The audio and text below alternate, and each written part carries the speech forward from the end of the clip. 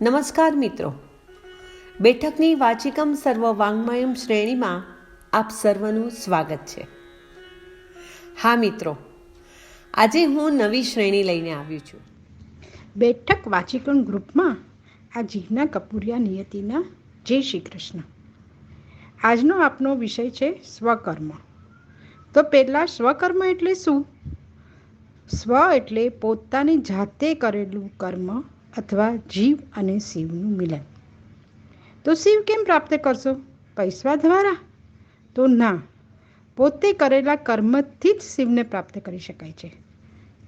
આજે આ કોરોના કાળમાં જ્યારે પરમેશ્વર આરામ કરી રહ્યા છે, એટલે કે રજા પર છે, તો એના કાર્ય આપણે પણ કરી શકીએ છીએ.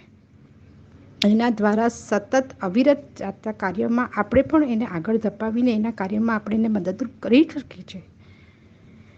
અહીં મને એક મરાઠી કવિતા યાદ આવે છે, જેનું અનુવાદ મેં ગુજરાતીમાં કરેલું છે.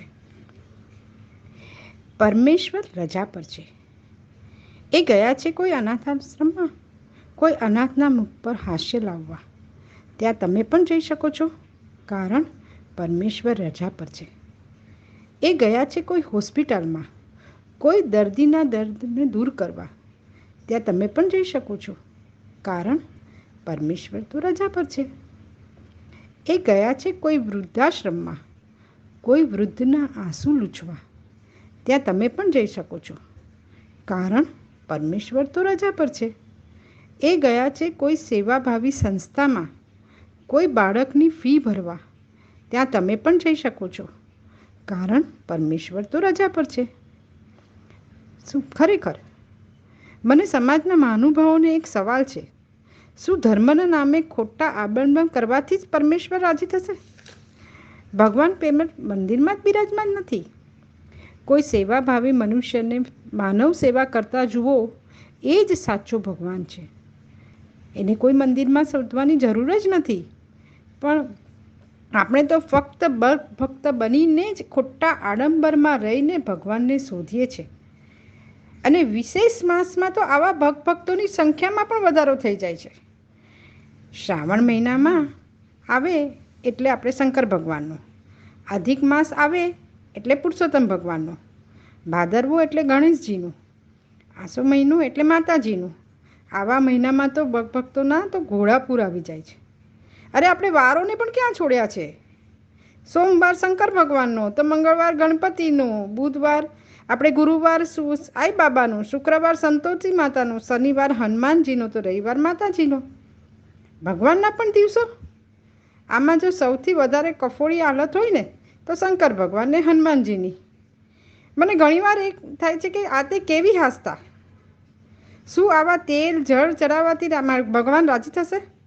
ભલે ને પછી આપણે બીજાઓને દુભાવતા હોઈએ અથવા તો નારાજ કરતા હોઈએ. શું આ સાચી પ્રભુપ્રભા છે? મને એમ થાય છે કે ભગવાનને મળવા માટે જો એપોઇન્ટમેન્ટ લેવાની જરૂર નથી હોતી, તો એના દ્વાર તો હંમેશા ખુલ્લા જ હોય છે. ફક્ત માણસની જ એપોઇન્ટમેન્ટ લેવી પડે છે. ભગવાનનો ડર ન રાખો, એને મિત્ર બનાવો, એ જ સાચું સત્કર્મ છે. બેઠક વાચિકમ મંચ પર ડલાસ ટેક્સાસથી અંજના શુક્લના સર્વ શ્રોતાઓને નમસ્કાર. સ્વકર્મ, પોતે કરેલું કર્મ. આ જન્મ માનવને મળ્યો છે એ એના કર્મો પ્રમાણેનો. કામ સારા કરે અને જીવન ઉજાળે, ખરાબ કરી જીવન બગાડે. જન્મતાની સાથે કામ કરતા આવીએ છીએ નહીં? રડવું, ખુશ થવું, ખાવું, પીવું, આ બધા કાર્યો પણ આગલા જન્મના આધારે થતા હોય છે. છોકરું હશે તો આપણે કહેતા હોઈએ છીએ કે એને આગલા જન્મનો આનંદિત પ્રસંગ યાદ આવે છે, અને રડે ત્યારે દુઃખજનક પ્રસંગ યાદ આવતો હશે એમ માનીએ છીએ. આપણે કહીએ છીએ ને કે વાવો તેવું લણો, કરો તેવું પામો. એ કર્મનો સિદ્ધાંત છે. સારા કર્મોનું ફળ સારું અને ખરાબ કર્મોનું ફળ હંમેશા ખરાબ જ મળતું હોય છે. ગમે તેટલા સારા કામ કરીએ અને માત્ર એક જ ખરાબ કામ થાય તો તેનું ફળ ભોગવવું જ પડે છે. મહાભારત પછી રૂકમણી કૃષ્ણને પૂછે છે કે ભીષ્મ પિતામહ અને દ્રોણાચાર્ય જેવા જ્ઞાનીઓને દગાથી કેમ માર્યા? કર્ણ જેવા દાનેશ્વરીને પણ કેમ દગાથી માર્યા? ત્યારે કૃષ્ણએ જવાબ આપેલો કે ભીષ્મ અને દ્રોણાચાર્ય બંનેએ સભામાં દ્રૌપદીનું વસ્ત્રહરણ વસ્ત્રહરણ થતું રોક્યું નહોતું. અને કરણે અભિમન્યુ લડતા લડતા મરવા પડ્યો તો ત્યારે પાણી માગ્યું હતું, અને મહાવીર દાનવીર હોવા છતાં પાણી નહોતું આપ્યું, અને એ જ પાણીના ખાબોચિયામાં કર્ણના રથનું પૈંડું ફસાયું, અને ત્યાં જ એ મરી ગયો. રાજા હોય કે રંક, બધાને કર્મનું ફળ આ જન્મે કે સંચિત કર્મનું બીજા કોઈ પણ જન્મે મળે જ છે. બધા સાથે ક્ષમતા રાખી જ્યાં જાઓ એવા થઈ જવું, બધા સાથે ભળી જઈ પ્રેમ અને આનંદથી રહી બીજા માટે જ કાર્ય કરી મદદ કરી જીવન જીવી લેવું જોઈએ. સ્વાર્થના ભાવ વિના નિસ્વાર્થી બની પરોપકારમાં જીવન જીવી આગલા જન્મ માટેનું ભાથું તૈયાર કરી દેવું, જેથી આપણો જન્મ સારી યોનિમાં થાય, અને પરોપકારી કાર્યો નિરંતર ચાલુ રાખીએ જ્યાં સુધી જીવન મુક્તિ સિદ્ધ ન થાય. અસ્તુ. બેઠક વાચિકમના સૌ મિત્રો નમસ્કાર. હું રશ્મિ જાગીરદાર, અમદાવાદથી, હાલ કેલિફોર્નિયા. સ્વકર્મ. અમારા કુટુંબના એક વડીલને મેં વારંવાર એવું કહેતા સાંભળ્યા હતા કે ભોગવે એની ભૂલ, પણ ત્યારે એમાં રહેલો ગૂઢાર્થ સમજવાનો પ્રયત્ન નહોતો કર્યો. કદાચ એવી જરૂર જ નહોતી પડી. પરંતુ એક દિવસ પડોશીના છોકરાએ અને તેની પત્નીએ પોતાની માને ઘરમાંથી કાઢી મૂકી. તે વાત સાંભળીને પણ જ્યારે એ વડીલ હંમેશની જેમ એવું જ બોલ્યા કે ભોગવે એની ભૂલ, ત્યારે મેં એમને પૂછ્યું, બા, તમે કાયમ આવું કહો છો, આ બનાવ સાથે એને શું લાગે વળગે? બાએ તરત કહ્યું, ભોગવે એની ભૂલ એટલે એમ કે અત્યારે કોઈ વ્યક્તિ જે કંઈ ભોગવી રહી હોય તે એણે પોતે ભૂતકાળમાં કરેલી ભૂલનું જ પરિણામ હોય છે. એટલે કે તેના સ્વકર્મનો બદલો જ તેને મળતો હોય છે. સાદી ભાષામાં બાએ મને કર્મનો સિદ્ધાંત સમજાવી દીધો. ભગવાન શ્રી કૃષ્ણ પણ ગીતામાં આ જ વાત સમજાવે છે ને. આપણે સુખ ભોગવીએ કે દુઃખ, એને માટે જવાબદાર ખુદ આપણે જ છીએ. આપણા પોતાના કર્મો, સ્વકર્મો જ આપણને સુખી કે દુઃખી કરી શકે છે. કેટલીક વાર એવું પણ બનતું હોય છે કે કોઈ વ્યક્તિએ આ જીવનમાં ઘણા સત્કાર્યો કર્યા હોય છે, કોઈને દુભવવા કે કનડવા જેવું વર્તન પણ ન કર્યું હોય, સૌનું ભલું કરીને તેને ખુશી મળતી હોય. આવી વ્યક્તિને જ્યારે દુઃખ પડે ત્યારે લોકો ભગવાનને કોસતા હોય છે. પરંતુ અહીં સંચિત કર્મોની વાત યાદ કરવી પડે. આ જન્મમાં ભલે બધા જ સારા કર્મો કર્યા હોય, પણ આગલા જન્મમાં થયેલા ખરાબ કર્મોનું પ્રમાણ એટલું વધારે હોય કે આ જન્મના સારા કર્મો બાદ કરતાં પણ ખરાબ કર્મોનું પલ્લું નમી જાય છે, પરિણામે ભોગવવાનું આવે છે. કેટલીક વાર આપણે જોઈએ છીએ કે એક વ્યક્તિ પોતાના કોઈ સગાની પાછળ આખી જિંદગી ખર્ચી નાખે છે. આવા એક પક્ષી પ્રદાન વખતે પણ સિદ્ધાંત તો સ્વકર્મનો કે સંચિત કર્મનો જ હોય છે. કારણ કે પેલા સગાએ ક્યાં તો આગલા જન્મમાં પેલી વ્યક્તિનું કર્યું જ હશે, અને નહીં તો પછીના જન્મમાં કરશે. બેઠક વાંચિકમમાં હું વડોદરાથી જયશ્રી પટેલ. આજનો વિષય આપણો છે સ્વકર્મ. સ્વકર્મની કોઈ વ્યાખ્યા નથી. સ્વકર્મ તો ઈશ્વરે આપેલું આપણે મનોબળ છે. જાતે મનોબળથી, મનથી, અંતરથી જે કાર્ય કરીએ તે સ્વકર્મ. બહારના આડંબરોને જોઈને કાર્ય કરીએ તે સ્વકર્મ નથી. લોકોને દેખાડો કરવા માટે કાર્ય કરીએ એ સ્વકર્મ નથી. ફક્ત સ્વકર્મ એ આત્માને ઝંઝોડીને કરવામાં આવતું કાર્ય એ સ્વકર્મ. નરસિંહ મહેતા પહોંચી ગયા ભીલોની વસ્તીમાં, અછૂતોની વસ્તીમાં, અને ત્યાં જઈને ભજન ગાયા. ત્યારે લોકોએ તેમને નાતબાર કર્યા. આ લોકો કોણ? આડંબર કરનાર લોકો, જેમને આડંબર જોવો હતો. સ્વકર્મ કર્યું જે આનંદથી એમને ના દેખાયો નરસિંહ મહેતાએ. અને ત્યાં જઈને એમણે ખૂબ ભજનો ગાયા હરિના અને હરિભક્તિના, અને લોકો સુધી પહોંચાડ્યા. ત્યારે એમના સ્વકર્મે આનંદ લીધો. હું તો એક જ વાત કહીશ કે આડોશી પાડોશી દુનિયાભરના લોકોને બતાવવા માટે કરેલું કર્મ એ સ્વકર્મ નથી. અંતરની ખોજ કરો. અંતરથી તમારું મન શું કહે છે તેને પૂછો. અને જો તમારું મન કહે કે તું તાર ખરા દિલથી આ દાન્ય પુણ્ય કર્મ કર, તો તમે જે દિલથી કરો, મનથી કરો એ સ્વકર્મ. અંતરથી કરો એ સ્વકર્મ. ઘણીવાર આપણા ઘરમાં વાક્ય બોલાતા સાંભળ્યું છે કે હાથના કર્યા એના હૈયે વાગ્યા. ના, હાથના કર્યા એના હૈયે વાગ્યા એટલે એણે ગુનો કર્યો, એણે ખોટું કર્યું, એણે ખરાબ કાર્ય કર્યું, એણે વિષ ઓક્યું, તો એ એના હાથના કર્યા છે. કારણ કે એને એનું ફળ મળવાનું જ છે. ખોટું એકબીજાને ચડાવવું, ખોટું એકબીજાનાથી અંતરથી એકબીજાને આશીષ આપવાને બદલે વિષ ઓકો, ફલાણાભાઈને જઈને કહો કે ઠીકણાભાઈને જઈને કહો, એ બધું ખોટું.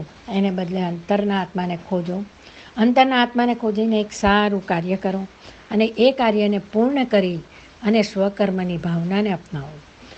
જ્યારે સ્વકર્મ કરશો ને ત્યારે જે ખુશી મળશે ને તે કદાચ તમે ક્યારેય નહીં જોઈ હોય એવી તમારા હૃદયમાં ખુશી હશે. બાહ્ય આડંબર છૂટી જશે અને અંતરથી તમે લોકોને મદદરૂપ થવાનો પ્રયત્ન કરશો. આટલા માટે જ મારું ફક્ત એટલું જ કહેવાનું છે કે સ્વકર્મને જાગૃત કરો. સ્વકર્મને જાગૃત કરો, અંદરથી કરો, અંતરાત્માથી કરો. ભગવાન પાસે બે હાથ જોડીને ક્યારેય એવું ન કહો કે જો પ્રભુ મેં તો આ કર્મ કર્યું, એનું ફળ શું આપીશ તું?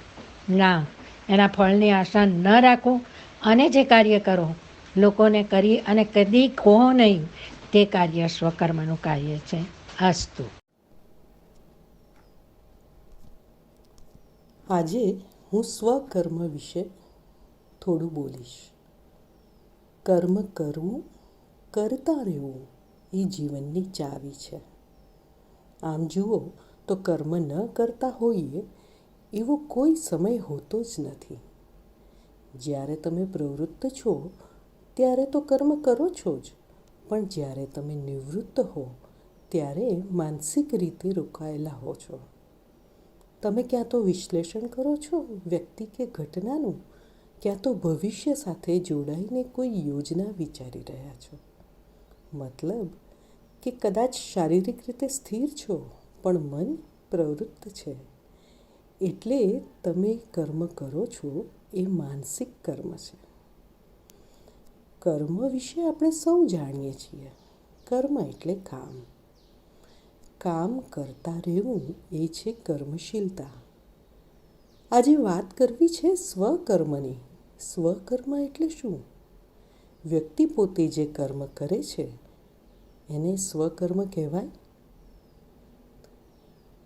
સ્વકર્મનો અર્થ વિચારો તો પોતાનું કર્મ એટલે સ્વકર્મ. સ્વકર્મ શબ્દને વ્યાખ્યાયિત કરીએ તો વ્યક્તિ પોતે કર્મ કરે છે એ સ્વકર્મ નહીં, વ્યક્તિએ જે કરવું જોઈએ એ કર્મ. સીધી ભાષામાં કહીએ સ્વકર્મ એટલે વ્યક્તિની ફરજ. આ સંસારમાં આમ તો કોઈ કામ ક્યારેય અટકતું નથી. તે છતાં અમુક કામ તો અમુક પદ કે વ્યક્તિના હાથે જ વધુ શોભી ઉઠે અથવા તો અર્થપૂર્ણ રહે છે.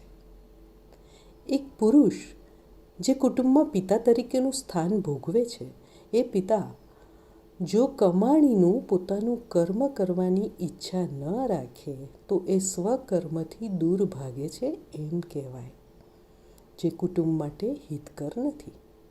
એવી જ રીતે માતા જ પોતાના કુટુંબીજનોને પૌષ્ટિક ભોજન ન બનાવી આપે તો એ નિંદનીય કહેવાય.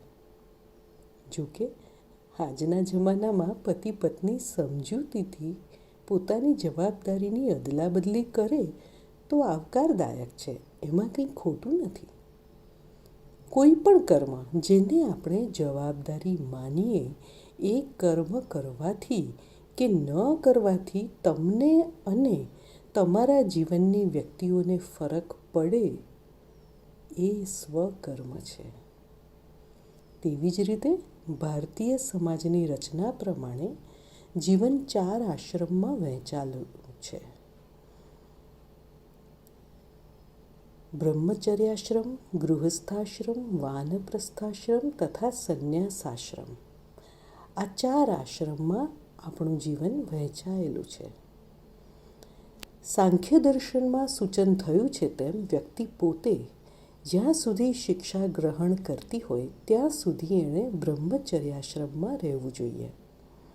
એ વખતે વિદ્યાર્થીનું ભણતર છોડી સંસાર માંડવાનું સ્વપ્ન જોવું એ સ્વકર્મથી દૂર થવું એમ કહી શકાય. દરેક ઉંમર પ્રમાણે આશ્રમની વ્યવસ્થા વિચારાઈ છે. સંસારમાં જવાબદારી હોય ત્યારે સંપૂર્ણપણે ફરજ બજાવી અને નિવૃત્તિ સમયે સર્વે ચિંતા છોડી પ્રભુ સ્મરણ કરવું જે વાનપ્રસ્થાશ્રમની વિભાવના છે. આમ યોગ્ય સમયે યોગ્ય પ્રવૃત્તિ અને યોગ્ય સમયે નિવૃત્તિ એ જ છે ખરું સ્વકર્મ. બેઠક વાચિકમના મંચ ઉપર અમદાવાદથી સ્મિતા શાહ. સ્વકર્મ પર આજે હું વાત કરીશ. કર્મ એટલે કાર્ય. આપણે બાળપણથી જ જે પ્રવૃત્તિઓ કરતા આવ્યા છીએ તે બધા જ આપણા કર્મોમાં ખપે છે. દાખલા તરીકે રડવું, હસવું, ખાવું, પીવું, ભણવું. જેમ જેમ મોટા થઈએ એમ કાર્યક્ષેત્ર બદલાતા જાય છે. આપણી જરૂરિયાતની અપેક્ષા પ્રમાણે આપણે કર્મ કરીએ છીએ. સમાજની અપેક્ષાથી કરીએ છીએ, બીજાની અપેક્ષાથી જેટલા પણ કાર્યો કરીએ છીએ તે બધા જ આપણા કર્મો છે. પણ જ્યારે કર્મની આગળ સ્વ જોડાય છે ત્યારે તેનો અર્થ બદલાઈ જાય છે. સ્વ એટલે આપણો આત્મા અથવા આપણે પોતે, આપણા પોતાનો અંતરાત્મા. એને સાંભળીને જે કર્મ થાય તે સ્વકર્મ છે. અંતરાત્મા કહે તેમ કરવું એ આપણી સંસ્કૃતિની ધરોહર છે. બધા ભારતીય ધર્મો કર્મના સિદ્ધાંતને મહત્ત્વ આપે છે. આપણે વારંવાર સાંભળીએ છીએ, વાવશો એવું લણશો, ખાડો ખોદે પડે. આ તો થઈ તરત ફળ મળવાની વાત. જીવનમાં આવતા સુખ દુઃખ, મેળાપ અને વિયોગ એ પણ આપણા કર્મો પ્રમાણે જ ચાલે છે, જેને આપણે લેણદેણ કહીએ છીએ. જો સુખ હોય તો કહીશું કે ગયા જન્મમાં કરેલા સત્કર્મનો પ્રતાપ છે, અને દુઃખ આવે તો કહીશું કે કોઈક ભાવમાં કરેલા ખરાબ કર્મો ઉદયમાં આવ્યા છે. કોઈક સ્વજન જીવનમાંથી વિદાય લે તો કહીશું કે આટલું જ લેણદેણ હશે અને જે પૂરું થઈ ગયું. અને કોઈક પ્રિયજન જીવનમાં પ્રવેશે તો એને પણ આપણે લેણદેણનું જ પરિણામ માનીએ છીએ. ગાંધીજી હંમેશા પોતાના આત્માને જ અનુસર્યા છે. કોષો પણ ભીતરનો અવાજ સાંભળવાની જ વાત કરે છે. જ્યારે કુરુક્ષેત્રના મેદાનમાં અર્જુન સામે પક્ષે પોતાના જ સ્વજનોને જોઈને વિષાદ અનુભવે છે ત્યારે કૃષ્ણ ભગવાન તેને કહે છે, આ તારો મોહ અને આસક્તિ છે. પહેલાં તારા કર્તવ્યનો વિચાર કર. તારે ધર્મની સ્થાપના માટે લડવાનું છે, અધર્મનો નાશ કરવાનો છે, સમાજના કલ્યાણ માટે લડવાનું છે. અને એટલે જ ગાંધીજીએ ગીતાનું નામ અનાસક્તિ યોગ આપ્યું છે. સ્વધર્મને ગીતામાં સારી રીતે સમજાવ્યું છે. દરેક વ્યક્તિમાં પોતાનું આગવું પોતિકાપણું હોય છે. બસ એ જ પોતિકાપણું આપણે બહાર લાવવાનું છે, જેને ઇંગ્લિશમાં ઇન્ડિવિજ્યુઆલિટી કહીએ છીએ. જીવન એક જંગ છે.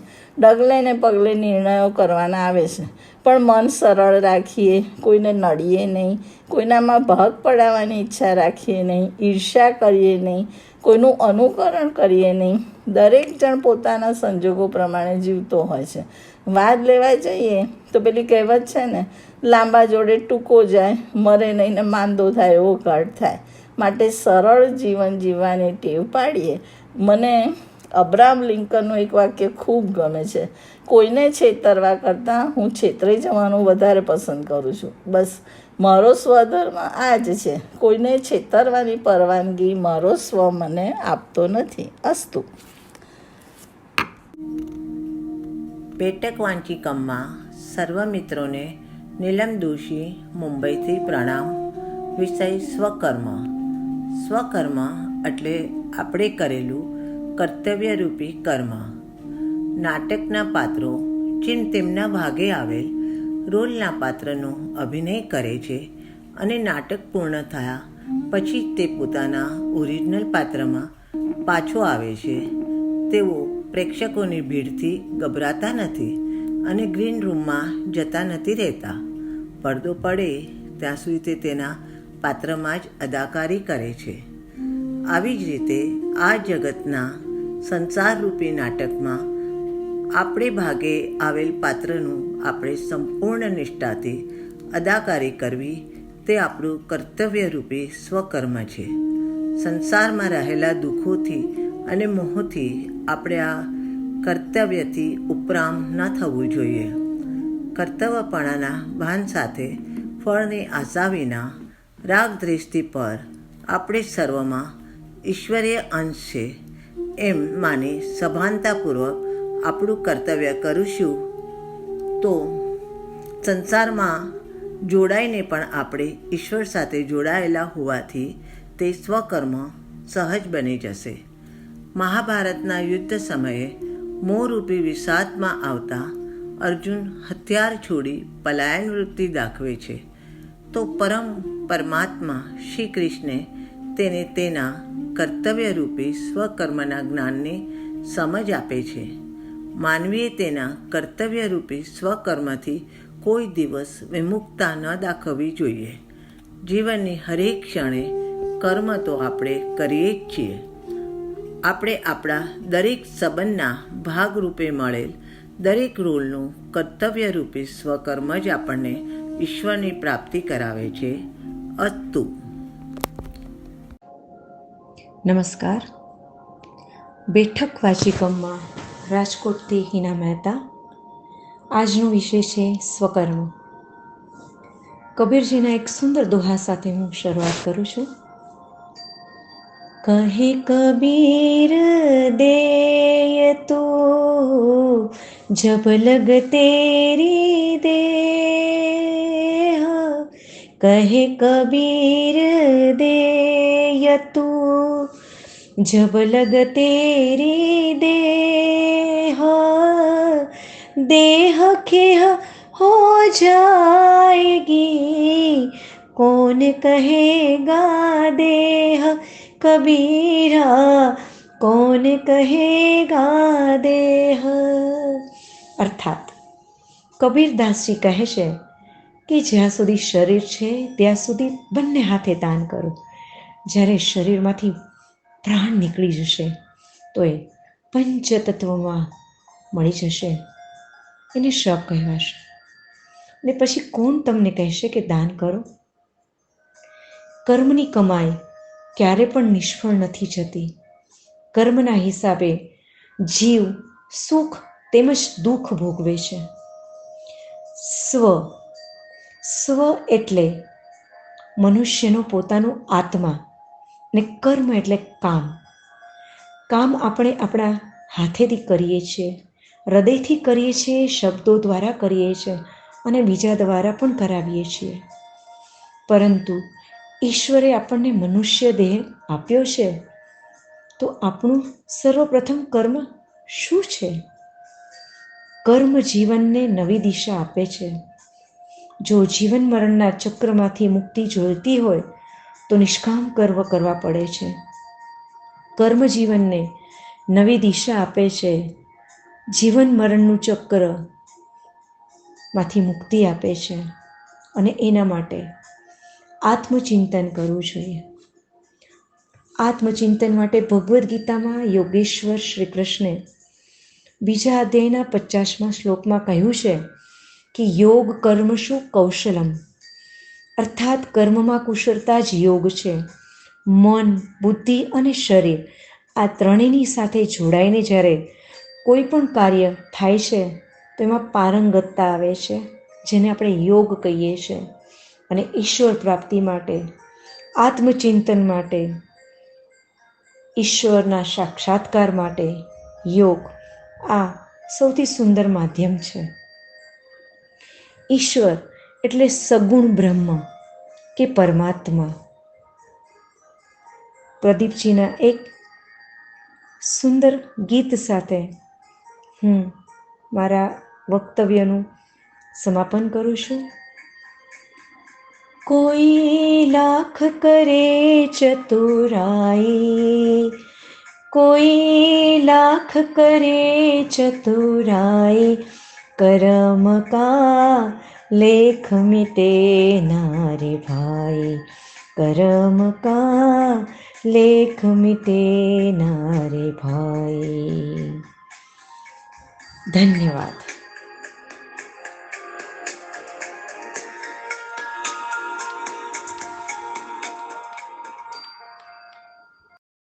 ગુગમ ગુજરાતી ગરિમા મંચ વાચિકમના સુગ્ન શ્રોતાઓને નમસ્કાર. હું નવી દિલ્હીથી કલ્પના પાલખીવાળા. સ્વકર્મ. સ્વકર્મ એટલે પોતાનું કામ, પોતાની પ્રવૃત્તિ, પોતાનું કામ ક્ષમતાપૂર્વક કરવું તે. આપણા ગુણ અને જન્મજાત લક્ષણોને આધારે આપણને જીવન પ્રાપ્ત થાય છે અને સમાજની વ્યવસ્થા અનુસાર જે તે કર્મ આપણા હિસ્સામાં આવે છે. આપણું એ કામ જાતે જ કરવું એ આપણો સ્વધર્મ છે.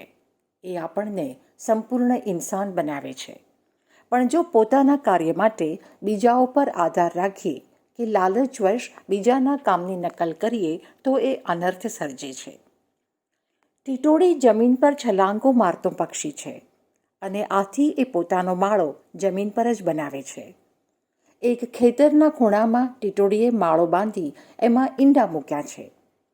ખેતરના વધતા જતા પાકની સાથે સાથે બાળ પક્ષીઓ પણ ઈંડામાંથી બહાર આવ્યા છે અને મોટા થતા જાય છે. ખેતરમાં સોના જેવો પાક લહેરાવા લાગ્યો અને માલિક ખુશ થઈ ગયો. આળસ અને અભિમાનથી ખરડાયેલો એ લોકો પાસે કાપણી કરાવવા માંગતો હતો. ઘણા લોકોને ગામમાં કહેણે મોકલ્યા, પણ એને નિરાશા જ સાંપડી. બાલુડા રોજ ડરી જતા અને માને કહેતા, માં, બીજે ઘેર લઈ જા, કાલથી ખેતર વડાશે, સંતાવાની જગ્યા નહીં રહે આપણા માટે. પણ ટીટોળીના પેટનું પાણીએ હાલતું નહીં. આવું થોડા દિવસ ચાલ્યું અને બાલુડા રોજ માને કરગરતા. ખેડૂતને કોઈની મદદ ના મળી. પાક ખરાબ થવા લાગ્યો. એક દિવસ ખેડૂતે કહ્યું, દીકરાઓ, કાલથી આપણે જાતે જ કાપણી કરીશું. અને એ દિવસે ભડકડું થતાં પહેલાં જ ટીટોળીએ પોતાના બચ્ચાઓને લઈને ઘર બદલ્યું. એક અબોલ પક્ષી પણ સ્વકર્મનું પરિણામ સમજે છે. ઈશ્વરે રચેલી સૃષ્ટિમાં કોઈ પણ જીવ તુચ્છ કે નિરર્થક નથી. એણે દરેક મનુષ્યને ક્ષમતા અને સ્થાન આપ્યા છે અને એ અનુસાર એનું કામ પણ નિર્ધાર્યું છે. આપણા સ્વભાવ અને સ્થાન મુજબ કાર્ય કરતા રહીએ તો એ કાર્ય પોતે જ અર્ચના બની જાય છે. સમાજ વ્યવસ્થામાં ગોઠવાયા પછી જન્મથી જ આપણે અનેક પ્રવૃત્તિમાં સહજ ભાવે સ્વભાવને અનુરૂપ અને સ્વભાવની નિયત અનુસાર થતાં કર્મો કરીએ તે સ્વકર્મ છે. આ બધા કાર્ય ફળની ઈચ્છા વગર કરવાના હોય છે. આ ઉપરાંત ગત જન્મના સંસ્કાર કે કર્મના ફળ અનુસાર અને વર્ણ વ્યવસ્થાના પરિઘમાં રહીને કરાતા કાર્ય સ્વકર્મ છે. આમ સ્વકર્મ છે ખુદના કાર્યનું મૂલ્યાંકન. બીજાઓના કાર્ય ભલે આપણને ગમતા હોય, આકર્ષક લાગે, પણ આપણી સમજથી પરે હોય તો એ લોભને કારણે કરેલું કાર્ય હોવાથી તે તુચ્છ છે. ના તો એ આનંદ આપે છે કે ના પ્રગતિ લાવે છે. ઇતિશ્રી. વર્જિનિયા, અમેરિકાથી દેવેન્દ્ર મહેતાના બેઠક મંચના સર્વે સદસ્યોને સાદર પ્રણામ. સ્વકર્મ. સ્વ એટલે પોતે, એ તો સૌ જાણીએ છીએ. સ્વ એ સામાન્ય રીતે વિચારીએ કે બોલીએ છીએ તેનો રેફરન્સ, તેનો ઉલ્લેખ શરીર માટે હોય છે. બીજો છે સ્વ એટલે કે આત્મા. આધ્યાત્મિકતા સ્વનો ઉલ્લેખ આત્મા તરીકે ગણે છે, દેહ નહીં. દેહ તો નષ્ટ પામે છે, જ્યારે આત્મા અનાદિ અને અનંત છે. એ કદી નાશ પામતો નથી.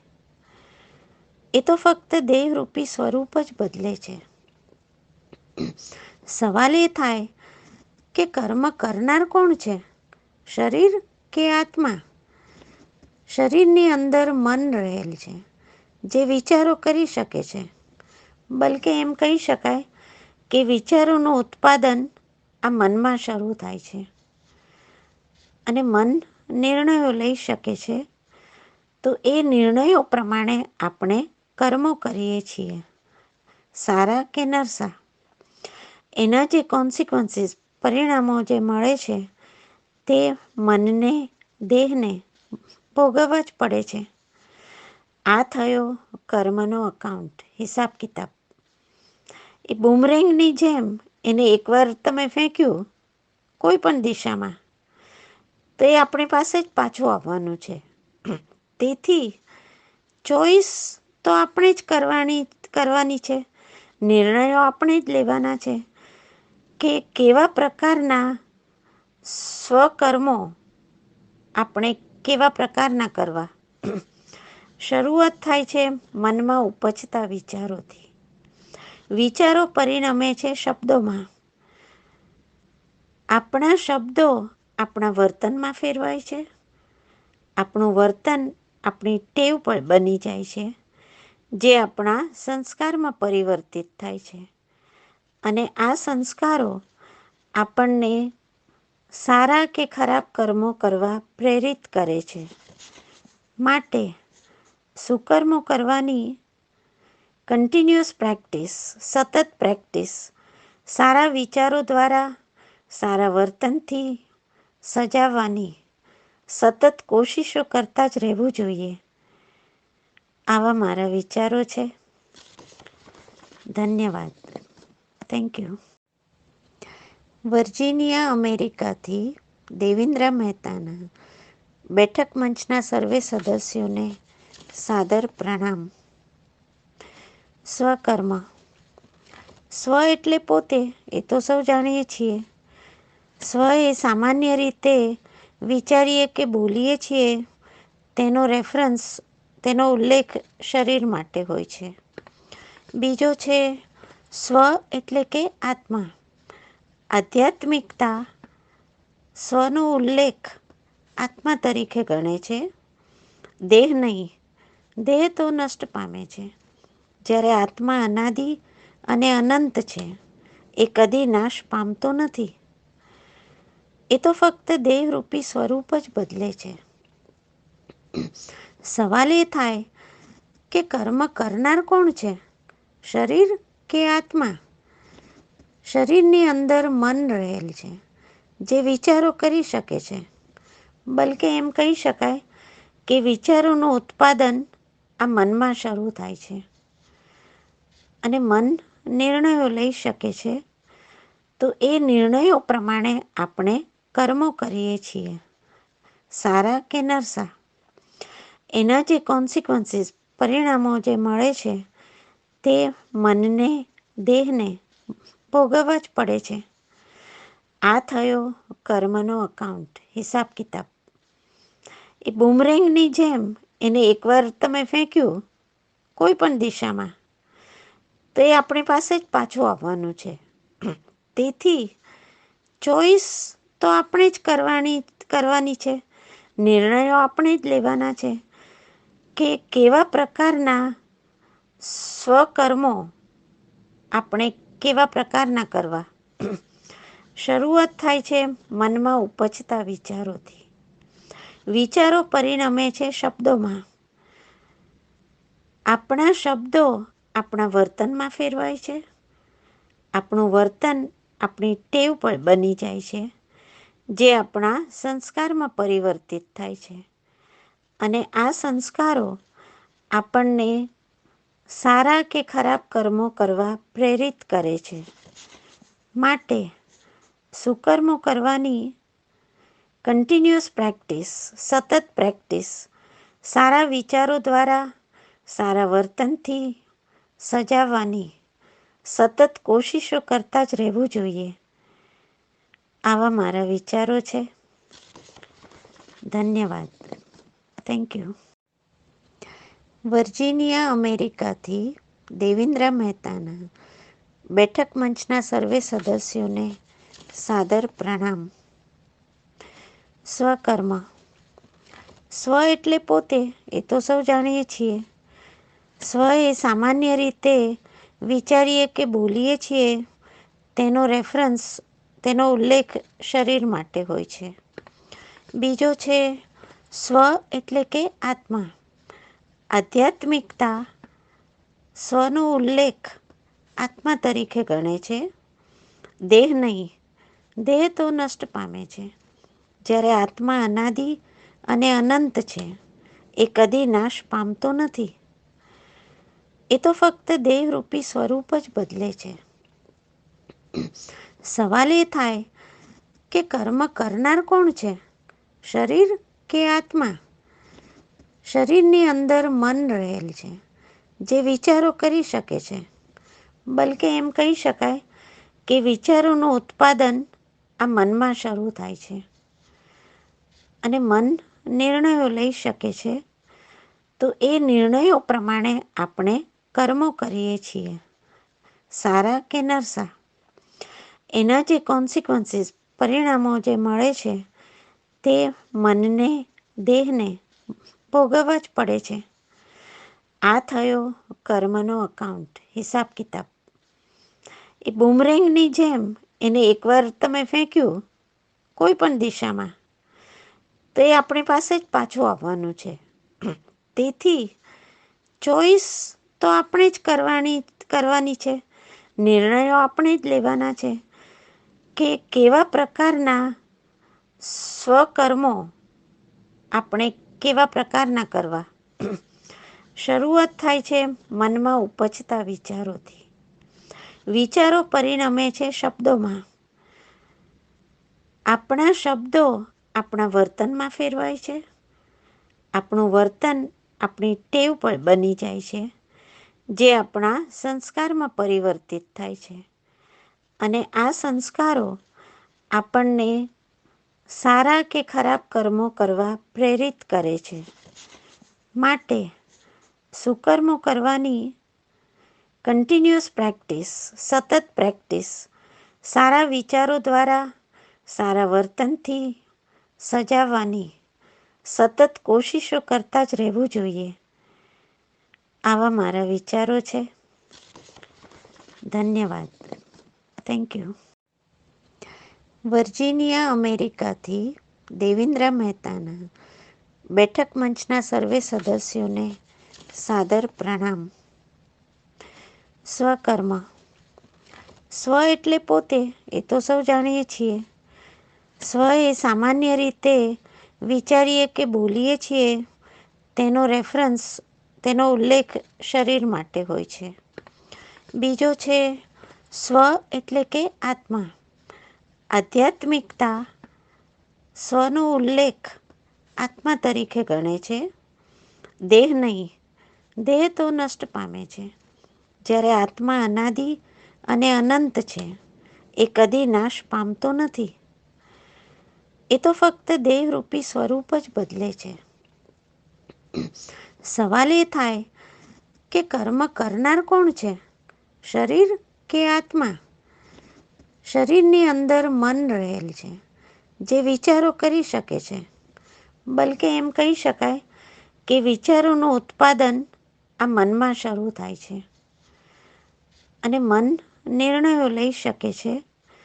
તો એ નિર્ણયો પ્રમાણે આપણે કર્મો કરીએ છીએ, સારા કે નરસા. એના જે કોન્સિક્વન્સીસ, પરિણામો જે મળે છે, તે મનને, દેહને ભોગવવા જ પડે છે. આ થયો કર્મનો અકાઉન્ટ, હિસાબ કિતાબ. એ બૂમરેંગની જેમ એને એકવાર તમે ફેંક્યું કોઈ પણ દિશામાં, તો એ આપણી પાસે જ પાછું આવવાનું છે. તેથી ચોઈસ તો આપણે જ કરવાની છે.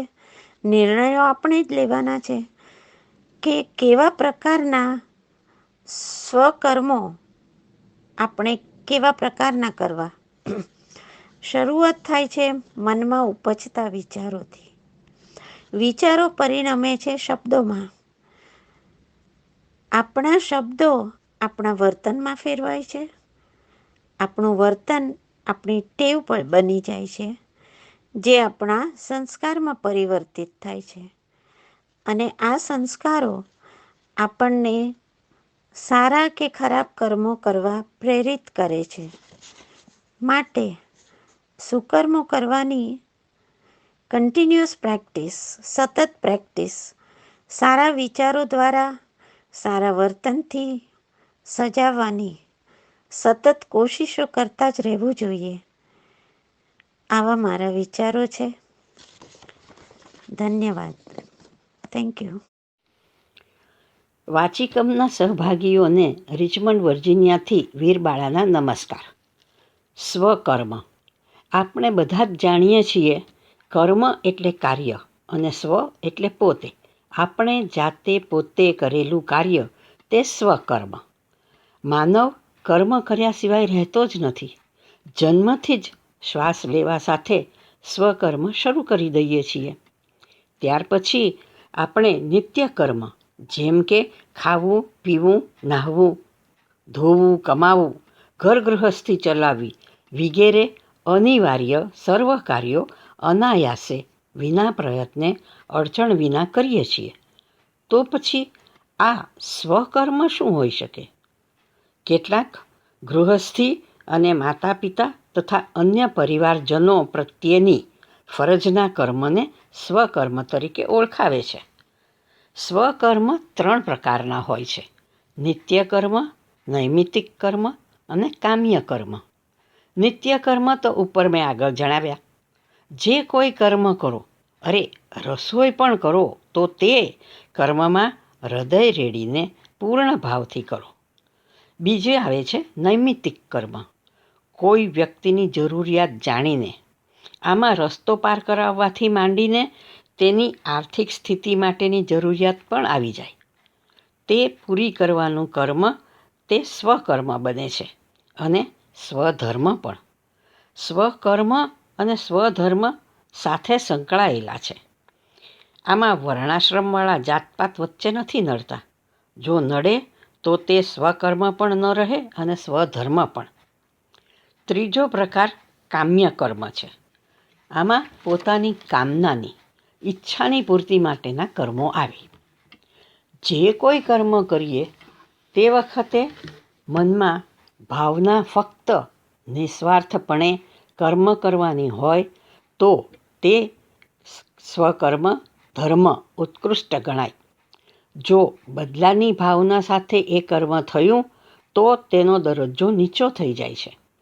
માનવનું ધ્યેય સત્કર્મ કરી પરમાત્મા સાથે જોડાવાનું છે. તેથી કર્મ ધર્મ કરતા રહેવું એ નિશ્ચિત છે. સ્વકર્મ તે સ્વ માટે કર્મ નહીં, પરંતુ સ્વને ઉર્ધ્વગામી કરવા માટે કરેલું કર્મ. એ સ્વકર્મ નિરાસક્ત, નિસ્વાર્થ, ખંતપૂર્વક કેવળ અંતરની ભાવના રેડીને સર્વના શુભની અભ્યર્થના સાથે ફળના લોભ વિના કરેલું કર્મ. ગીતાજીમાં આ સ્વકર્મ, સ્વધર્મ અને અકર્મ વગેરે આખો અધ્યાય છે, જેમાં કર્મને કર્મયોગમાં કેવી રીતે પરિવર્તિત કરી શકીએ તે સમજાવ્યું છે. યોગ એટલે જોડાવું. કર્મ સાથે શી રીતે જોડાવું તે સમજાવ્યું છે. અને તે સમજના જ્ઞાનને પચાવીને કરેલા કર્મને કર્મયોગમાં તબદીલ કરી પ્રભુ પ્રીતિ પથે જવાનું પણ બતાવ્યું છે. આ વિષય માટે 3 મિનિટનો સમય સાગરના બિંદુ સમાન છે. માટે હું અહીં જ વિરમું છું. મિત્રો, હ્યુસ્ટનથી પ્રવીણા કડકિયાના વાચિકમ પર પદાર્પણ.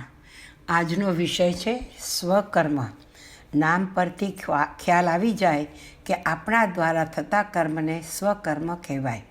હવે કર્મ આપણે કેવું કરવું એ નક્કી આપણે જ કરવાનું. ગીતામાં કૃષ્ણ કહે છે, કર્મણ્યવાધિકારસ્તે મા ફલેષુ કદાચન. કર્મ કરવામાં તારો અધિકાર છે. ફળની આશા રાખીને કર્મ કરવું નહીં. જેવું કર્મ કરીશ એવું ફળ તને ચોક્કસ મળશે. એ કુદરતનો ઉલ્લંઘી ન શકાય તેવો કાયદો છે. કોઈ પણ કર્મ તમે કરો તો એ સારું કે ખોટું છે તેને માટે આપણને વિવેક બુદ્ધિ પ્રાપ્ત થઈ છે. જો તમે કર્મ ખોટું કરો તો પરિણામ તમારે ભોગવવું જ પડે. આમાં કોઈ લાંચ રૂશ્વતને જગ્યા જ નથી. સ્વકર્મ વિચારીને કરવા. સ્વકર્મ માત્ર ફળની આશાએ ન કરવા. નોકરી પર કામ સારું કરીશ તો શેઠ જરૂર તેની નોંધ લેશે. તમને તરક્કી યા પગાર વધારો માગ્યા વગર મળશે. પરંતુ જો કર્મમાં નોકરી પર ચોરી કરશો તો પછી એનું ફળ પણ તમને મળશે તો ખરું જ. કર્યા કર્મનું ફળ તમે ક્યારેય ચૂકવ્યા વગર રહી શકતા નથી. સ્વકર્મની પાછળ સ્વાર્થ અને ખોટી દાનત હશે તો તેનું ફળ તમે નહીં ચાહો તો પણ મળશે. એમ ન માનશો કે હું ખોટું કર્મ કરું છું તે ક્યાં કોઈ જુએ છે. કર્મ હંમેશા વિચારીને કરવા. ઘણી વખત વગર વિચારે લાગણી યા આવેશમાં કાર્ય કર્યા પછી પસ્તાવો થાય તેનો કોઈ ઈલાજ નથી. તીર કમાનમાંથી નીકળી ગયું, નિશાન પર જઈને જ વિરમશે. મિત્રો, સ્વકર્મ કરતાં પહેલાં હંમેશા વિચાર કરવો અને માત્ર ફળની આશાથી કોઈ પણ કર્મ બની શકે તો ન કરવું. કારણ કે ફળ મળશે એ કુદરતનો વર્ણલખ્યો નિયમ છે. તમે એમાંથી છટકી નહીં શકો. ચાલો તો હવે આપણે વિચારીને કર્મ કરીશું. ફરી મળીએ. ગુજરાતી ગરિમા મંચ વાચિકમના સર્વે સભ્યોને જાગૃતિ તિજોરીવાલાના મુંબઈ ભારતથી નમસ્તે. આજનો વિષય સ્વકર્મ. સ્વ એટલે કે આપણે અને કર્મ એટલે કે કાર્ય. કોઈ પણ કાર્યનો સારો કે ખરાબ પ્રભાવ એટલે કર્મ. હિન્દુઇઝમ કે બૌદ્ધિઝમ પ્રમાણે જે પુનર્જન્મમાં વિશ્વાસ રાખે છે એવા મનુષ્યના સારા કે નરસા કાર્ય, પછી એ આ જન્મના હોય કે પાછલા જન્મના, જેને લીધે એનું અત્યારનું જીવન અને તેના ભવિષ્ય પર જેની અસર પડે તે કાર્ય કે કર્મ. આ હિસાબે કર્મના 3 પ્રકાર. સંચિત કાર્ય એટલે કે ભૂતકાળ કે પૂર્વજન્મના કાર્ય. પ્રારબ્ધ કર્મ એટલે જે કર્મ તમે વર્તમાન જન્મમાં કરો છો અને સંચિત કર્મનું થોડું ફળ. અને આગામી કર્મ એટલે જે આ જન્મના કર્મનું ફળ તમે આગલા જન્મના કે આવનારા જન્મમાં ભોગવશો તે. કર્મનો સિદ્ધાંત બહુ મોટો અને ગહન વિષય છે અને સર્વસામાન્ય મનુષ્યને જીવનમાં ઉતારવો કે સમજવો અઘરો છે. પણ ગીતાનો બહુ જ જાણીતો ઉપદેશ કર્મણ્યેવાધિકારસ્તે મા ફલેષુ કદાચન એટલે કે ફળની આશા રાખવાનું છોડીને કર્મ કરે જા. એને જીવનમાં ઉતારીએ એટલે સ્વકર્મ. આપણે જન્મ લઈએ છીએ ત્યારથી મૃત્યુ સુધીની યાત્રામાં આપણા સ્વભાવ, બુદ્ધિ, સંસ્કારથી દોરવાઈને જે કંઈ પણ કાર્ય થાય તે આપણા સ્વકર્મ. ભગવાન આપણને પૃથ્વી પર મોકલે ત્યારે એક આખી યાત્રાનો રોડમેપ, એક ઇનબિલ્ટ પ્રોગ્રામ કરીને જ મોકલે છે. દરેકને એક અલગ રોલ આપવામાં આવેલો જ છે. એને તમે કેટલી સુંદર રીતે ભજવો છો અથવા એમાં તમારું કેટલું આગવાપણું ઉમેરો છો, એને કેટલો વધારે રસપ્રદ બનાવો છો, સંસાર કે સમાજ માટે કેટલા ઉપયોગી કે ઉપદ્રવી નીવડો છો તે તમારા પર છે.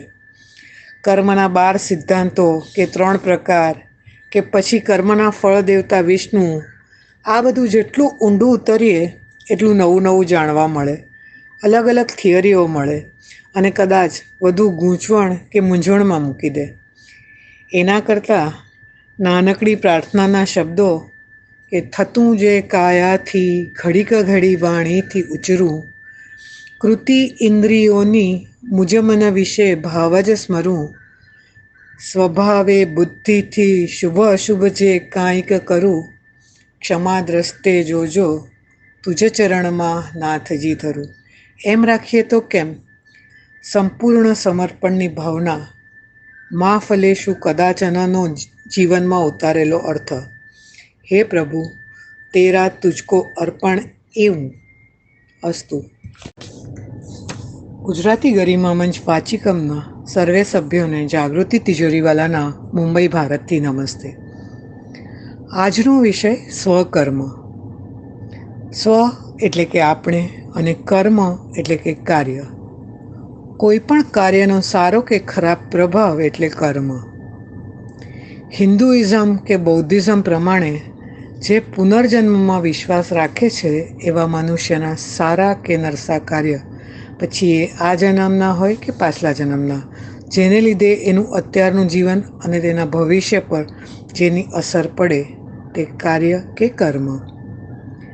આ હિસાબે કર્મના 3 પ્રકાર: સંચિત કાર્ય એટલે કે ભૂતકાળ કે પૂર્વજન્મના કાર્ય, પ્રારબ્ધ કર્મ એટલે જે કર્મ તમે વર્તમાન જન્મમાં કરો છો અને સંચિત કર્મનું થોડું ફળ, અને આગામી કર્મ એટલે જે આ જન્મના કર્મનું ફળ તમે આગલા જન્મના કે આવનારા જન્મમાં ભોગવશો તે. કર્મનો સિદ્ધાંત બહુ મોટો અને ગહન વિષય છે અને સર્વસામાન્ય મનુષ્યને જીવનમાં ઉતારવો કે સમજવો અઘરો છે. પણ ગીતાનો બહુ જ જાણીતો ઉપદેશ કર્મણ્યેવાધિકારસ્તે મા ફલેષુ કદાચન એટલે કે ફળની આશા રાખવાનું છોડીને કર્મ કરે જા. એને જીવનમાં ઉતારીએ એટલે સ્વકર્મ. આપણે જન્મ લઈએ છીએ ત્યારથી મૃત્યુ સુધીની યાત્રામાં આપણા સ્વભાવ, બુદ્ધિ, સંસ્કારથી દોરવાઈને જે કંઈ પણ કાર્ય થાય તે આપણા સ્વકર્મ.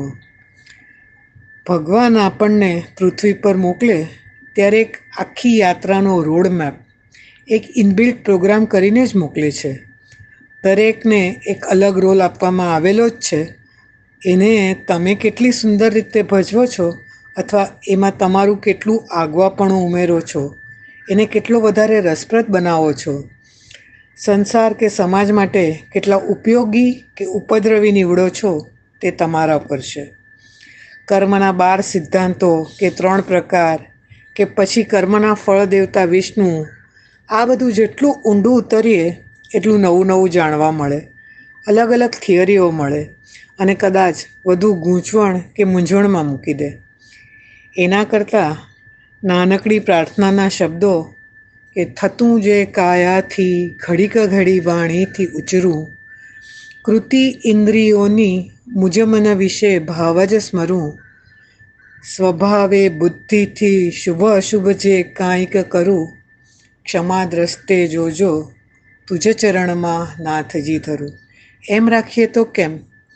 સંપૂર્ણ સમર્પણની ભાવના મા ફલેષુ કદાચનનો જીવનમાં ઉતારેલો અર્થ. હે પ્રભુ, તેરા તુજકો અર્પણ એવું અસ્તુ. જામનગરથી વૈશાલી રાડિયાનો નમસ્કાર. આજે હું વાત કરીશ સ્વકર્મ વિશે. મને આજમાં જીવવું છે. ગયા ભવના કર્મનો ચોપડો મેં જોયો નથી અને પૃથ્વી પર અવતરણ વખતે કોઈએ મને સાથે બાંધી પણ ન દીધો. ગીતા વાંચવી છે તો પણ દૂર ભાગું છું. એટલે કર્મ વિશે ગીતામાં આમ કહ્યું છે કે તેમ કહ્યું છે એવું એકાદ વાક્ય બોલી મારા વાંચન વિશે નકામું જ્ઞાન બતાવવાનું પણ મને બોદું લાગે છે. મારી આ વાત કદાચ ઘણાને અજુગતી લાગી હશે, મને પણ લાગે છે, પણ સાંભળનારનો અને કહેનારનો દૃષ્ટિકોણ અલગ હોઈ શકે ને. સાંભળનારને એમ વિચાર આવી શકે કે આ તો સાવ નાસ્તિકતાની વાત. જ્યારે મારા દૃષ્ટિકોણથી વિચારું તો એમ વિચારી શકું કે જે વિષય કે ઘટના કે વાત વિશે જાણતા નથી, જોયું નથી, કોઈ જ પ્રકારે જ્ઞાન કે પછી એ વાતનો અણસાર પણ ન મળે ત્યાં સુધી એ છે જ નહીં, તો મારા ચાલી રહેલા સ્થૂળ જીવનનું કર્મ એટલે કે મારું સ્વકર્મ, એ જ મારું ભૂત અને વર્તમાન જીવન. ભવિષ્યમાં હું ક્યાં કર્મો કરીશ એ મને ખબર નથી, તો આવતા જન્મનું ભાથું બાંધવું ને એવું બધું હજી પલ્લે પડતું નથી. હવે મારા આ વિચારોથી એક અલગ વાત થોડા સમય પહેલાં મેં વાંચી કે એક શિષ્ય એના ગુરુને પૂછે છે કે આ ભગવાનને રોજ તમે પ્રસાદ ધરો છો, એ પ્રસાદ ભગવાન આરોગતા નથી, તો આપણે શા માટે ભોગ ધરાવીએ છીએ, જે અંતે આપણે જ ખાઈ જઈએ છીએ? ત્યારે ગુરુ થોડા દિવસો ચૂપ રહ્યા. પછી અભ્યાસ અંગે વાત કરી કે તારા પુસ્તકમાં રહેલી વિદ્યા તને કેમ આવડી ગઈ? એટલે શિષ્ય કહે કે એ તો મેં આત્મસાત કરી છે, મેં બહુ વાંચી છે, મેં બહુ મનન કર્યું છે અને મનમાં એને મેં યાદ કરી અને સંચય કર્યો છે. ત્યારે ગુરુ કહે કે ના, એ તારામાં કેમ હોઈ શકે, એ તો પુસ્તકમાં છે. શિષ્ય અકળાઈ ગયો. એ કહે કે પુસ્તકમાં છે એ મારા આત્મસાત કરવાથી થોડું ભૂંસાઈ જાય કે થોડું જતું રહે. ત્યારે મંદ મંદ સ્મિત સાથે ગુરુ કહે છે કે બસ ભગવાનનું પણ આવું જ છે. એ આપણે ધરાવેલ ભોગ સ્વીકાર કરે છે, તેમ છતાં પ્રસાદ સ્થૂળ સ્વરૂપે એમ જ રહે છે. એ અનુભવવાની વાત છે, અનુભવની વાત છે, એ દેખાતી નથી. આ વાતે મારા વિચારની દિશા જરા બદલાઈ કે જો પ્રસાદમાં ભગવાન આરોગ્ય પણ ખરા અને તો પણ આપણું કાંઈ ઓછું કર્યા વિના આપણો ભાગ આપણો જ રહે છે, તો આપણા કર્મો પણ આપણા જ રહે છે. એ સારા ખરાબ જે કાંઈ પણ હોય એ શું ગયા જન્મ કે આવતા જન્મ માટેના કોઈ ડરથી કરવાના, જે વિશે આપણે કશું જ જાણી શકતા નથી? સારું કે ખરાબ, જે કર્મ છે એ આ જ જીવનમાં અત્યારે જ વિચારવાનું. અને સામાન્ય મનુષ્યનું એટલું જ સામર્થ્ય છે. બહુ ઊંચી કક્ષાએ પહોંચેલા સાચા સંત મહાત્માઓ કદાચ આગળ પાછળના સ્વકર્મ વિશે દિવ્ય જાણકારીથી અવગત હોઈ શકે, એમનો રસ્તો અલગ છે. પણ મારા જેવા સામાન્ય મનુષ્ય માટે તો આ જન્મના કર્મ એ જ સચ્ચાઈ. મને જે સારું લાગે એ કર્મ કરીએ જાઉં, જેનાથી મારા સંપર્કમાં આવનારનું હું જો બહુ ભલું ન કરી શકું તો હજી વાંધો નથી, પણ એમનું બુરું કરવાનું તો મને જરા પણ અધિકાર કે હક નથી. એ સમજી શકું અને સંપૂર્ણપણે એ જ રીતે જ્યારે જીવી શકું, એ કર્મ એટલે સાચું સ્વકર્મ. સ્વકર્મમાં સ્વ શબ્દ છે અને જ્યાં સ્વ આવે ત્યાં સૌથી પહેલાં આપણી જાત કેન્દ્રમાં આવે, એટલે થોડો સ્વાર્થ પણ આવે અને મુખ્ય કેન્દ્ર પણ સ્વ, આપણે જ રહીએ. જ્યારે બધું જ સ્વમાં સમાયેલું હોય તો સ્વકર્મ માટે જવાબદારી પણ સંપૂર્ણપણે સ્વની જ રહે છે. અન્ય જીવ એમાં અંશતઃ પણ જવાબદાર ન હોઈ શકે. એટલે ભૂત, ભવિષ્ય કે પછી આગલા પાછલા જન્મનું જ્યાં સુધી આત્મજ્ઞાન ન જાગે ત્યાં સુધી આ જીવનમાં સારા અને સાચા સ્વકર્મ કરવાના રસ્તે ચાલી શકીએ. અને માણસ છીએ એટલે ક્યારેક ભૂલો થાય ત્યારે આંખો બંધ કરીને પ્રાર્થના કરીએ કે ખરેખર કોઈ કુદરતી શક્તિરૂપ પરમ તત્વ હોય તો એ સ્વકર્મને યોગ્ય માર્ગે ગતિ આપવા સહાયરૂપ બને અને મન વચનથી સ્વકર્મમાં અન્ય માટે નિસ્વાર્થતા તરફ ગતિ કરી શકીએ એ સંકેત આપે.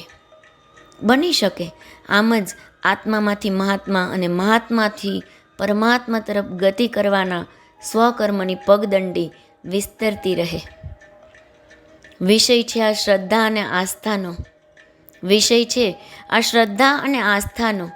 હુંનો અહમ ને તુંના તમસને ઓગાળવાનો, હુંનો અહમ ને તુંના તમસને ઓગાળવાનો. સૌનું શુભ થાવો, મંગલ થાવો. ધન્યવાદ. વાચિકમની સર્વ સખીઓને મારા સ્નેહભર્યા સલામ. માયા દેસાઈ, મુંબઈ, ભારત. સ્વકર્મ. સ્વ એ આ સ્વાર્થી કલિયુગમાં એટલો મહત્ત્વનો શબ્દ બની ગયો છે કે માનવનું ચાલે તો પોતાના સિવાય બીજા કોઈની હસ્તી ન રહેવા દે. સ્વકર્મ એટલે સ્થૂળ અર્થમાં પોતા માટે પોતાના દ્વારા કરાતું કર્મ. પણ આપણે તો માનવ જન્મ લીધો છે તો આત્માની ઉન્નતિ કરવાનો જે ઉત્તમ લાભ મળ્યો છે, સંધિ મળી છે, એનો ઉપયોગ કરીએ ને.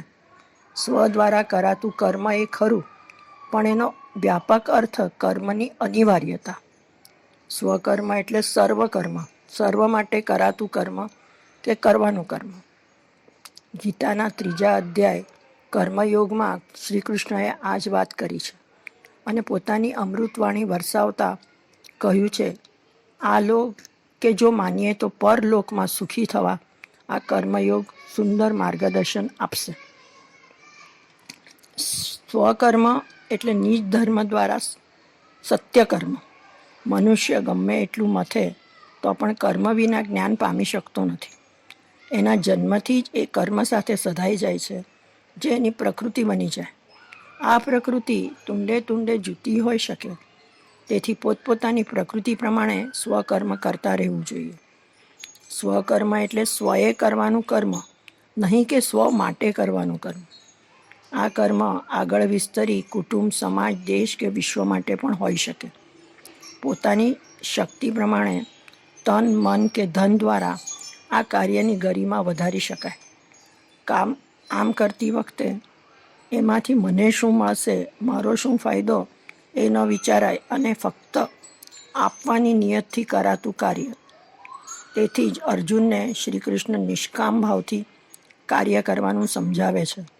જ્ઞાનીઓ જ્ઞાન દ્વારા અને યોગીઓ કર્મ દ્વારા કાર્ય કરે એ જરૂરી છે. જે મનુષ્ય કર્મ કરવાનું રોકી ફક્ત ચિંતન કરે છે એ સિદ્ધિ પામતો નથી. વળી નિષ્ફળતાના ડરથી નિષ્કામ રહેવા કરતાં નિયત કર્મ કરવાથી શરીર અને મન બંને સિદ્ધ રહે છે. આ કર્મ આસક્તિ રહિત થાય, ફળની ઈચ્છા તો રાખે પણ આશા નહીં, ત્યારે એ ઉત્તમ કાર્ય બની રહે.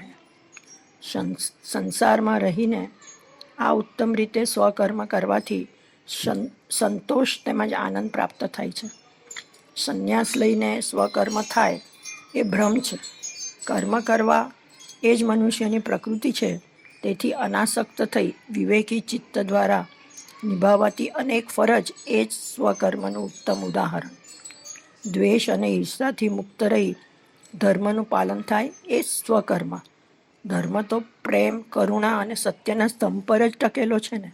તેથી કરુણાથી સત્યના માર્ગે આચરાતી નાનામાં નાની ક્રિયા એટલે સ્વકર્મ. અસ્તુ. બેઠક વાચિકમના સૌ મિત્રોને રિચમન્ડ વર્જિનિયાથી ઇન્દુ વાછાણીના નમસ્તે. આજનો આપણો વિષય સ્વકર્મ. સ્વકર્મ એટલે પોતાનું કર્મ. અહીં કર્તવ્ય અર્થ પણ લઈ શકાય. માણસ ક્ષણ માત્ર કર્મ કર્યા વગર રહી શકતો નથી.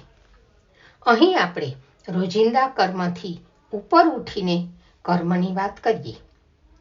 કુરુક્ષેત્રના મેદાનમાં જ્યારે અર્જુન ભગવાનને કહે છે કે હું પિતામહ ભીષ્મ અને ગુરુ દ્રોણ ઉપર બાણ કેમ ચલાવું, મોહિત ચિત્ત થયેલો અર્જુન ભગવાનને કહે છે હું યુદ્ધ નહીં કરું કહીને બેસી જાય છે. ત્યારે ભગવાન અર્જુનને કહે છે આ અધર્મ સામેની લડાઈ છે. ક્ષત્રિય તરીકે તારું કર્મ અત્યારે યુદ્ધ કરવાનું છે. અહીં એક ગીતની પંક્તિ યાદ આવે છે. કામ કરતો જા, હાક મારતો જા, તારા સંગમાં પ્રભુ છે એ ભૂલતો ના. કામ કરતો જા, હાક મારતો જા. મારી સાથે ઈશ્વર છે એ સમજ જો દ્રઢ થાય તો માણસ હારે કે થાકે નહીં, તેમજ અવળું કર્મ પણ કરે નહીં. સમાજમાં મા બાપ હોય, ગુરુ હોય, સંત હોય, કોઈ વડીલ હોય, આપણું માર્ગદર્શન કરે. કર્મ તો આપણે જ કરવું પડે. તે પણ કેવું? આસક્તિ રહિત બનીને નિષ્ઠાપૂર્વક ખંતથી. અને તેવું કર્મયોગ બની જાય. વિદ્યાર્થીએ પોતાની બધી શક્તિ કામે લગાડીને વિદ્યા ઉપાર્જન કરવાની. શિક્ષક નિપુણતાપૂર્વક અધ્યયન કાર્ય કરે. વૈજ્ઞાનિક એકાગ્રતાથી સંશોધન કરે. ડૉક્ટર સેવાવૃત્તિથી લોકોના દર્દ દૂર કરે. માં પોતાના કુટુંબ માટે સ્નેહ ભાવથી મીઠા ભોજન બનાવે. સૈનિક તનમન ધનથી દેશ સેવા. એ જ મારો ધર્મ એટલે કે કર્તવ્ય એવું સમજવા લાગે તો એના મધુરા ફળ આવે છે. કેમ કે કર્મ અને ફળ એ તો સાપેક્ષ છે ને. જીવન એક સંઘર્ષ છે. આજે સમાજમાંથી મિત્ર ધર્મ, પુત્ર ધર્મ અને પતિ પત્ની ધર્મ બધામાંથી ધર્મ ખોવાયો છે. અહીં ધર્મ એટલે બાહ્ય પહેરવેશ કે માળા તિલકની વાત નથી. ધર્મ એટલે કર્તવ્ય. શ્રેષ્ઠ માણસો જેવું આચરણ કરે, સમાજ તેને અનુસરે. એટલે તો આચાર્ય શબ્દનો અર્થ છે કે આચરણમાં કરીને બતાવે તે આચાર્ય. સંતતિ, સંપત્તિ કે સંસારના સુખો બધાને સરખા મળતા નથી. મને જે કાંઈ મળ્યું છે એ શક્તિ, સંપત્તિ હું માત્ર મારા સ્વાર્થ માટે ન વાપરતા સેવા કાર્ય માટે પણ વાપરું. તે સ્વકર્મ છે. આવેલા પાના સ્વીકારીને રમવાનું છે. આ જીવન મંચ ઉપર મને જે રોલ મળ્યો છે તે ખૂબીપૂર્વક કુશળતાથી નિભાવવો તે પણ મારું સ્વકર્મ. આસક્તિ છોડી નિષ્કામ ભાવે આચરેલું કર્મ ઉગી નીકળે છે. દુનિયાના જે મહાપુરુષો થઈ ગયા તે આજે પોતાના કાર્યથી જીવે છે. ચાલો સ્વકર્મને ઓળખીએ. અસ્તુ. બેઠક વાચિકમના સૌ મિત્રોને રિચમન્ડ વર્જિનિયાથી ઇન્દુ વાછાણીના નમસ્તે. આજનો આપણો વિષય સ્વકર્મ. સ્વકર્મ એટલે પોતાનું કર્મ. અહીં કર્તવ્ય અર્થ પણ લઈ શકાય. માણસ ક્ષણ માત્ર કર્મ કર્યા વગર રહી શકતો નથી. અહીં આપણે રોજિંદા કર્મથી ઉપર ઉઠીને કર્મની વાત કરીએ. કુરુક્ષેત્રના મેદાનમાં જ્યારે અર્જુન ભગવાનને કહે છે કે હું પિતામહ ભીષ્મ અને ગુરુ દ્રોણ ઉપર બાણ કેમ ચલાવું, મોહિત ચિત્ત થયેલો અર્જુન ભગવાનને કહે છે હું યુદ્ધ નહીં કરું કહીને બેસી જાય છે. ત્યારે ભગવાન અર્જુનને કહે છે આ અધર્મ સામેની લડાઈ છે. ક્ષત્રિય તરીકે તારું કર્મ અત્યારે યુદ્ધ કરવાનું છે. અહીં એક ગીતની પંક્તિ યાદ આવે છે. કામ કરતો જા, હાક મારતો જા, તારા સંગમાં પ્રભુ છે એ ભૂલતો ના. કામ કરતો જા, હાક મારતો જા. મારી સાથે ઈશ્વર છે એ સમજ જો દ્રઢ થાય તો માણસ હારે કે થાકે નહીં, તેમજ અવળું કર્મ પણ કરે નહીં. સમાજમાં મા બાપ હોય, ગુરુ હોય, સંત હોય, કોઈ વડીલ હોય, આપણું માર્ગદર્શન કરે. કર્મ તો આપણે જ કરવું પડે. તે પણ કેવું? આસક્તિ રહિત બનીને નિષ્ઠાપૂર્વક ખંતથી. અને તેવું કર્મયોગ બની જાય. વિદ્યાર્થીએ પોતાની બધી શક્તિ કામે લગાડીને વિદ્યા ઉપાર્જન કરવાની. શિક્ષક નિપુણતાપૂર્વક અધ્યયન કાર્ય કરે. વૈજ્ઞાનિક એકાગ્રતાથી સંશોધન કરે. ડોક્ટર સેવાવૃત્તિથી લોકોના દર્દ દૂર કરે. માં પોતાના કુટુંબ માટે સ્નેહ ભાવથી મીઠા ભોજન બનાવે. સૈનિક તનમન ધનથી દેશ સેવા. એ જ મારો ધર્મ એટલે કે કર્તવ્ય એવું સમજવા લાગે તો એના મધુરા ફળ આવે છે. કેમ કે કર્મ અને ફળ એ તો સાપેક્ષ છે ને. જીવન એક સંઘર્ષ છે. આજે સમાજમાંથી મિત્ર ધર્મ, પુત્ર ધર્મ અને પતિ પત્ની ધર્મ બધામાંથી ધર્મ ખોવાયો છે. અહીં ધર્મ એટલે બાહ્ય પહેરવેશ કે માળા તિલકની વાત નથી. ધર્મ એટલે કર્તવ્ય. શ્રેષ્ઠ માણસો જેવું આચરણ કરે, સમાજ તેને અનુસરે. એટલે તો આચાર્ય શબ્દનો અર્થ છે કે આચરણમાં કરીને બતાવે તે આચાર્ય. સંતતિ, સંપત્તિ કે સંસારના સુખો બધાને સરખા મળતા નથી. મને જે કાંઈ મળ્યું છે એ શક્તિ, સંપત્તિ હું માત્ર મારા સ્વાર્થ માટે ન વાપરતા સેવા કાર્ય માટે પણ વાપરું. તે સ્વકર્મ છે. આવેલા પાના સ્વીકારીને રમવાનું છે. આ જીવન મંચ ઉપર મને જે રોલ મળ્યો છે તે ખૂબીપૂર્વક કુશળતાથી નિભાવવો તે પણ મારું સ્વકર્મ. આસક્તિ છોડી નિષ્કામ ભાવે આચરેલું કર્મ ઉગી નીકળે છે. દુનિયાના જે મહાપુરુષો થઈ ગયા તે આજે પોતાના કાર્યથી જીવે છે. ચાલો સ્વકર્મને ઓળખીએ. અસ્તુ.